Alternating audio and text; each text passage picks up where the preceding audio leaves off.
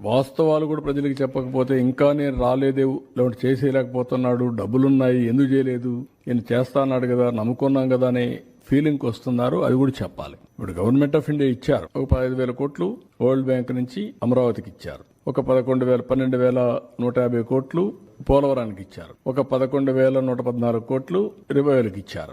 సరే, మిగిలిన కొన్ని మేము ఈ వర్క్స్ అన్ని మీద పెట్టడానికి కొంత శాఖ కింద కొంత ఫండ్స్ ఇచ్చారు. కానీ ఆ డబ్బులు నేను వెల్ఫేర్కి ఇవ్వలేకపోతున్నాను. కనీసం అక్కడ పెడితే రివైవ్ అయితే, డెవలప్మెంట్ అయితే నాకు ఆదాయం పెరుగుతుంది. ఆదాయం పెరిగితే ఇస్తాం. ఇంకొంచెం ఫ్లెక్సిబిలిటీ కోసం ఆలోచిస్తున్నాం. ఎక్కడ ఫ్లెక్సిబిలిటీ వస్తే అక్కడ అవసరమైతే బారో చేసైనా సరే I want to give my commitments. తల్లికి వందనం కానీ, లేకపోతే రైతులకు ఇవ్వాల్సిన రైతు భరోసా కానీ I want to give it. ఏది రైతు అయినా అవస్థపడాలి, గవర్నమెంట్ అయినా అవస్థపడాలి. నాకు ఫ్లెక్సిబిలిటీ ఉంటే నేను అవస్థ తీసుకోవడానికి సిద్ధంగా ఉన్నా. I will give it.